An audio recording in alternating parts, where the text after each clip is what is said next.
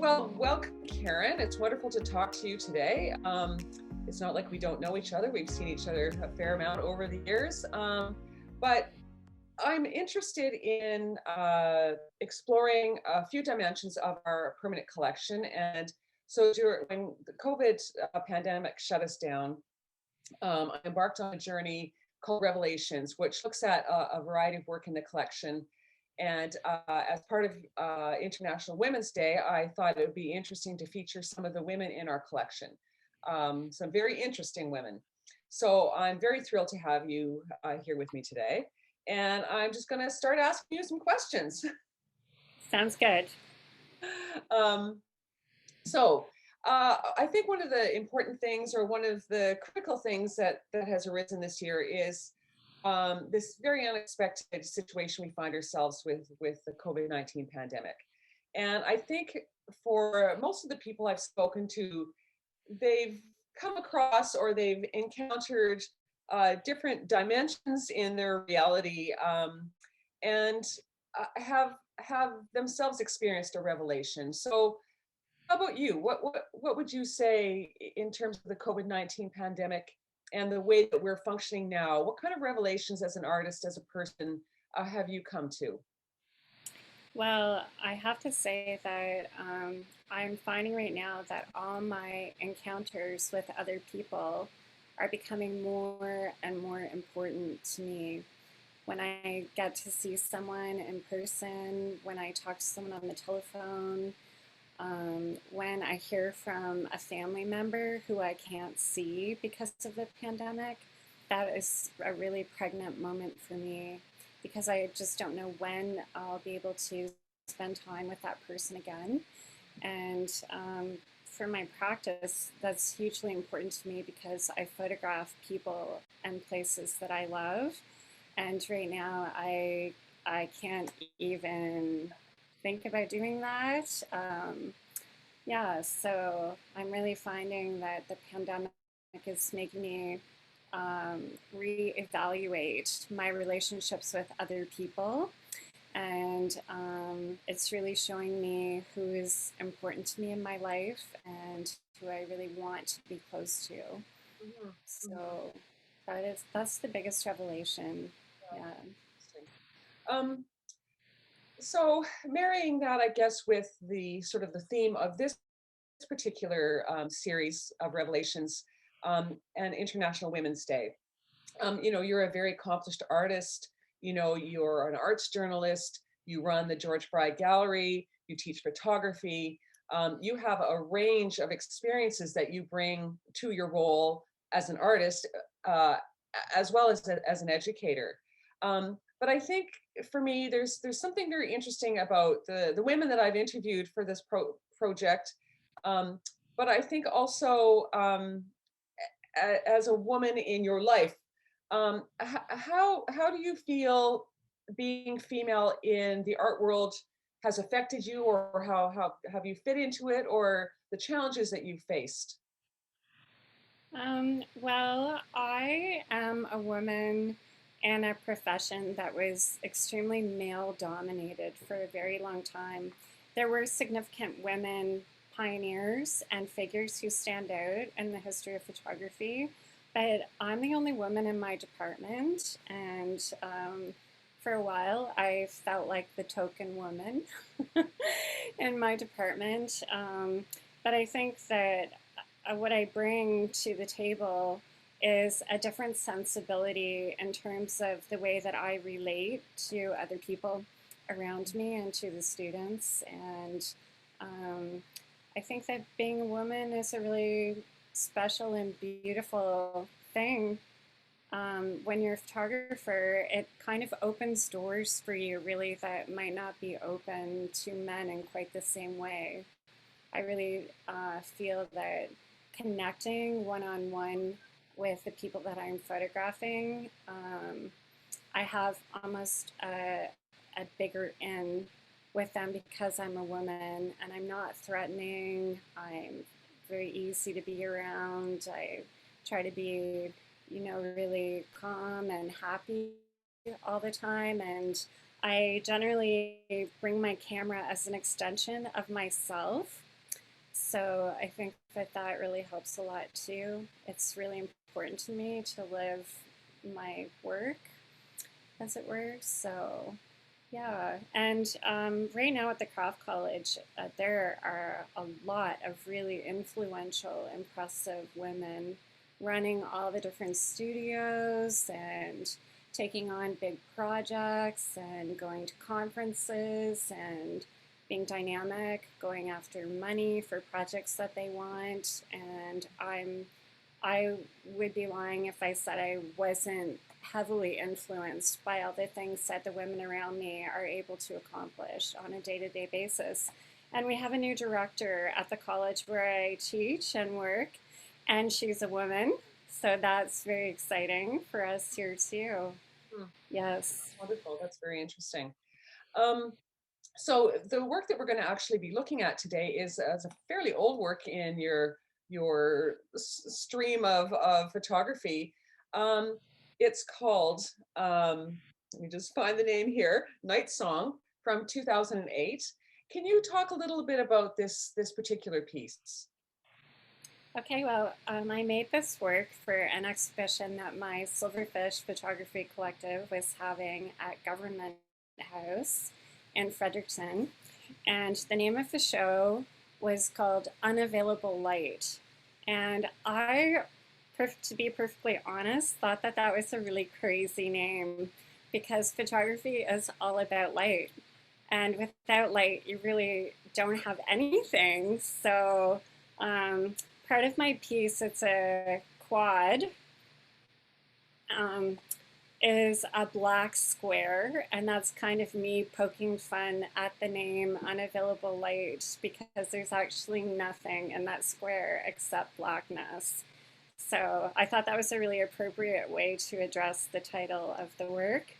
The other pieces, the other three images in there are more or less a swan song to a friend of mine who was moving away from Fredericton around the time that we were getting the show together.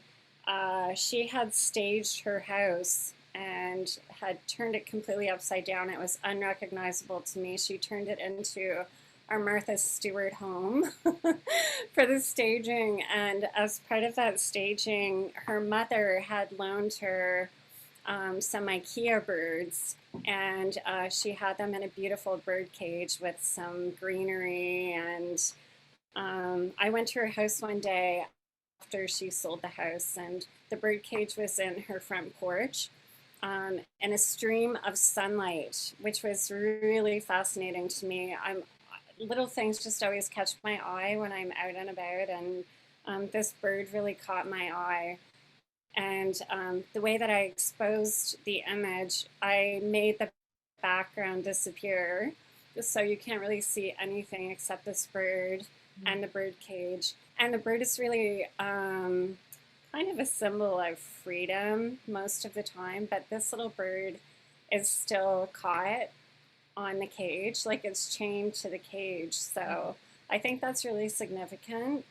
And the other images in this picture are flowers, and I really appreciate flowers because my grandfather was a horticulturalist, and my mom has always worked in horticulture as well. But the thing that I appreciate about flowers is their fleeting beauty and the ephemeral quality that they have. And I think that this really speaks a lot about life in general.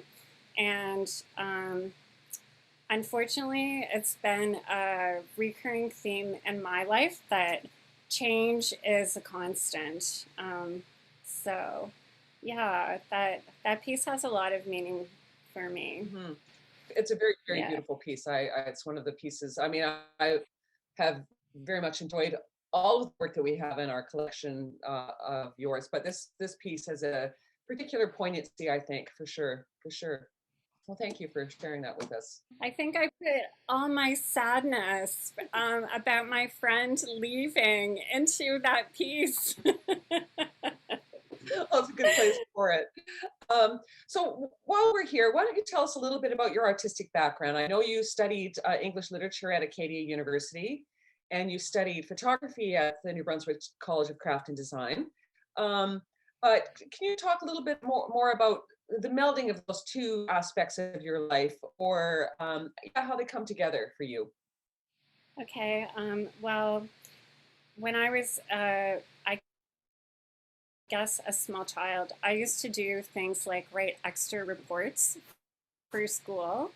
I remember researching things in my room and writing mostly about animals. I really loved animals. And um, when I was growing up, my father was the photographer, and he carried his camera with him everywhere he went.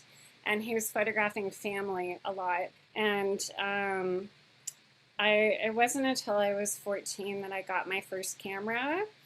And it wasn't until my parents left me at a boarding school in Rothesay, New Brunswick, that my dad got a cousin of mine who's also really into photography to send me my first DSLR, or not digital, but SLR camera that took film that I could control manually.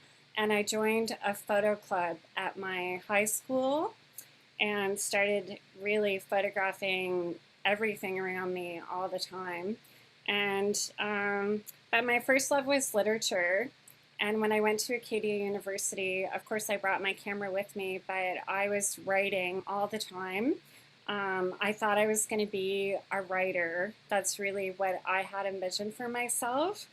And as I went along with my photography, people started to notice my photography a lot, and they were talking about it. And then one day someone said to me, "It's too bad that you can't do anything with this hobby. Like, it's too bad you can't make a career out of being a photographer." And that really kind of got my back up a little bit. Yes. And I think it was at that point that I decided that I would make a career out of being a photographer. And I happened to be in Toronto, and I started taking weekend classes. They were extension classes at Ryerson University. And having that camera just made me feel like I was a huge part of Toronto. I Mm. just felt like I had a passport and I could go anywhere and talk to anyone with my camera. And so I started doing that and developing the pictures on the weekend in the darkroom at Ryerson. And it was magical for me. Like, I felt suddenly like a visual storyteller. Mm. So instead of writing down everything that I was doing, I was really documenting it with my camera. And I think that's the approach that I've always really taken with my photography. I feel like I am documenting the world around me. Mhm. So, And finding the stories that exist there as well. oh, it's brilliant. Yeah, I get so excited when I'm in a new place, especially. Oh, yeah, the thrill has never left me. That's wonderful. So what are you working on now? What kind of project, visual project are you working on at the moment? Okay, well, ironically, I'm trying to make a story about my family right now and the family farm where my dad grew up. And that's proven a little bit challenging Hmm. during the pandemic. I'm really interested in the concept of home and that particular home and recording the history of where it all started for my dad and his family. And I was on the phone the other night with my dad's little sister. She's a nun and she lives in Déjà Quebec. And I don't know how we got on the topic, but it's at the forefront of her mind all the time. She started talking about the farm and how that place is always going to be her home. And during the pandemic, I think we were in the yellow zone at the time. One of my cousins died from cancer, and my aunt from Deja was able to come, and all of her brothers and sisters who are still living all came together. And my cousin had a dinner for them after the reception for his sister. at the farm where they all grew up. And she said it was just the most magical, special experience. And my cousin's daughter lives in the home where my aunt was born. And she said to my cousin's daughter, I'm not leaving here until you show me the house. And yeah, so I'm trying to figure out a way to record and document all the feelings that people in my family have about that place. And I'm really trying to investigate what place means in terms of home. Mhm. So I know that they all live in different places now, but I really want to record them talking.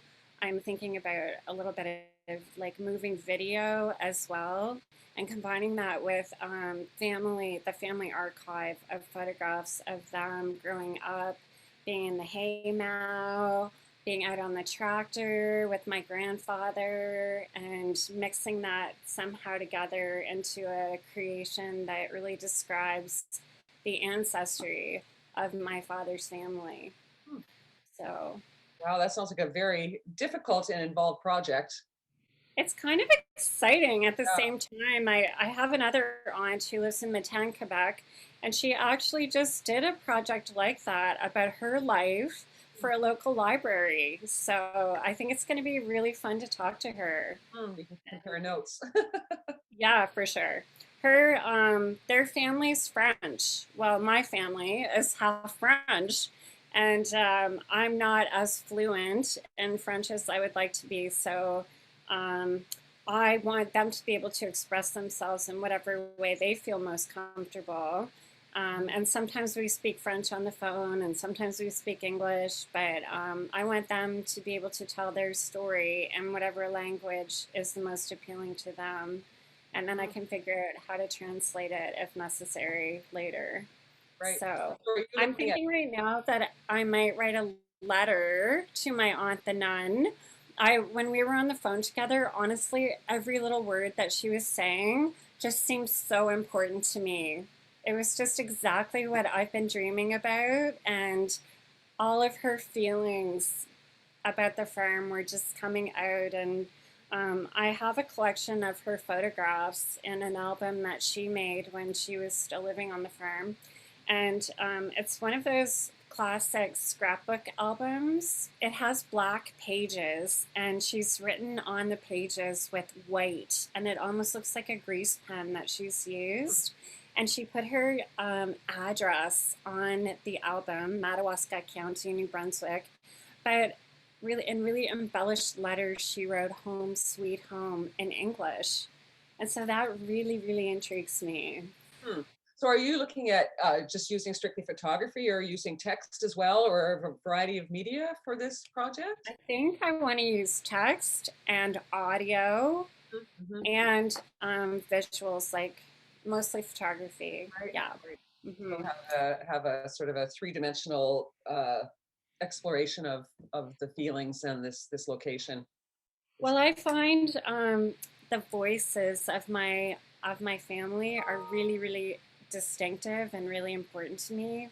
And when I think about them in my mind, I see them, but I can hear their voices. And I I don't know how other people are going to feel about that, if they're going to have the same connection that I have to hearing those things. But I think it's also the way that they translate from French into English and the order that they put their words in. I think it's very distinctive of the region that they're from. I work with someone who's from that region as well, and she speaks in a very similar way. So that's really intriguing to me.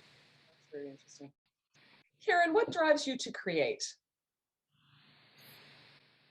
Okay, honestly, I've thought a lot about this question, and I think that for me, it's creating something of my own, making something that is permanent, that is going to last, it's going to outlast me, hopefully, and be meaningful to someone else. So um, it's a really hard question to think about, like when you get up in the morning, why do you want to make something, right? And I think that often the answer is because you can't help yourself, you know? So, like, part of me has always been having an instrument to capture the world around me. And I'm inspired by many things. I'm inspired by light. I'm inspired by expressions on people's faces. I'm inspired by the way that people hang their windows and their curtains in their windows and little tiny things that other people might not even notice just really grab my attention. And for a long time, it was single people in really busy places. I spent a lot of time every year in Toronto. I would go once a year, every year to Toronto. And I love the hustle and bustle of the city, but I always noticed that people were always alone in crowds there, and that singular solitary person was the one that always caught my eye, and somehow I wanted to capture that and the busyness of it all. So, yeah, it's a multitude of things. I also really like making things, and it's different now with digital imagery, but I shoot digital a lot and probably more than anything else. And making a large print still gives me like a thrill and a satisfaction. This year we were really lucky where I work. The students had a show in our gallery. It's on right now, actually. It's called Askew. We thought that the world was pretty much askew right now, so that seemed like an appropriate title. And they wanted us to be a part of that show, and I was really a little bit terrified and honored to be asked to be part of our student show. And I was able to make a work for that that kind of encompasses the way that I'm feeling right now, being inside all the time, looking outside at the world. So I have a friend named Erin Caldwell, and she has a really beautiful apartment. It's in a really old house that belongs to her grandfather. And she suggested that I photograph her looking out the window there at her apartment. And so I did that because her windows are very tall. The ceilings are enormous, and I photographed her in her bedroom, and they're curved at the top. And so that's worked out perfectly. She's standing kind of in the moodiness of the light coming from the window. And then, with help from my colleague Drew Gilbert, who's a master of Photoshop, we actually incorporated a photo that I took from my kitchen window during the pandemic last year. I was photographing people on the street all the time, and my kitchen window just overlooks a really beautiful part of Charlotte Street. So we took one of my photos and we took out what was on the outside of Erin's windows, and we fit my photo into the window panes. And then once we had that done, it just spoke to me in such a really big way. Everyone in the image is in their own panel, and it really makes me think of the separation that we're all feeling from one another right now. And instead of showing the image vertically with Erin standing looking outside of the window, I'm showing it horizontally. So when you're looking through the panes of the window, you can see the people the way that I photographed them, but then you have to look sideways to see Erin looking out the window. And I hope that people get a sense of the sliding feeling that we have right now in the middle of COVID, with everything just like running amok and going sideways. Someone suggested that I call it going sideways, but I ended Yeah. up calling it bubble. And it was actually one of my students who came up with that title. I was like wrestling with a bunch of titles, and that one just seemed perfect. It didn't really give Interesting. too much away. Interesting reference, the framing reference, because I mean that's how we're seeing each other right now. How we're seeing most of the people that we converse with is through this kind of a pane of glass, really. I It mean, does feel like big that. for it, but yeah, it's not the full 360 that you're used to with engagement. It's Yeah, almost shocking when you see a real person. true.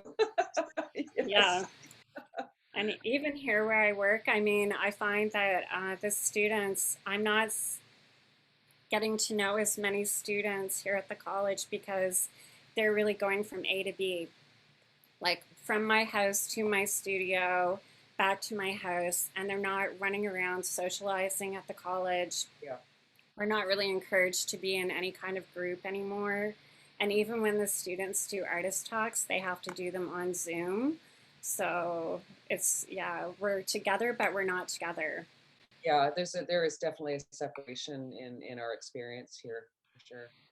We have a few minutes left. I want to ask you if there's a particular artwork. It's a game I play. When Okay. I go to an art gallery, to pick the work that I love the most, that work that I would steal. So I'm asking all my artists that I'm interviewing about their art heist. What work would you, if you were in any gallery in the world or anywhere in the world, what piece of art would you take home to be yours? Okay. This is a really good question. I really like the question. Um, I went to the Metropolitan Museum of Art with students actually from the college. I don't know what year that was. I think it was around 2008 or 2009. And when we went to the Metropolitan Museum of Art, it was the sculpture that really grabbed me. And the little dancer, the little ballerina dancer sculpture that really caught my attention the most. There are beautiful skylights at the Met, and the light was just shining perfectly on the little dancer. And that's the one. I would take that one home in a second. I would put it in a room with tons of light. I wouldn't have anything else in the room except that sculpture. I don't know what it is about sculpture. It's just amazing to me that someone can create in that way. I have to say, too, though, that I went into a room where there was a large watercolor Monet, and they were water lilies. And honestly, I started crying when I saw that painting in person. And I didn't think that I was really a big Monet fan up until that point. But I stood there all by myself in front of this massive painting. And the tears just started rolling down my face. And I think that's something during the pandemic that we're probably all missing, the opportunity to really experience art in person because Yes. it's a completely different experience. Yeah. Yeah. So Standing in front of a huge painting, especially one like that is like a surround. You're immersed in it. You're part of it. You are confronting it with your, your viscera, with your heart. Um, and that is very different than seeing a picture of something. It's so flat. It's just not the same thing at all. Yeah. not at all. Now, how I would get Degas' little dancer out of the mat is another That's a question. different story. Yeah, exactly. But I have to think on that one. yeah. Mhm. It definitely wouldn't have fit on the bus that we took to get to New York. Maybe in one of those under the bus compartments. I'm not sure, but Oh, yeah, that's well. Thank you, Karen. It's been a pleasure to talk to you. Lovely to hear about the work that you're working on. Interesting to hear about the work that you're showing in the George Fry Gallery and the exhibition that you have on there. And I look forward to hosting Silverfish at the end of the year for your anniversary exhibition, really. that's So, right. Oh my gosh, thank you so much for this opportunity. really good to talk to you. Thank you. Yeah, it's really good to talk to you too. Thank Take you. care. Bye. Bye.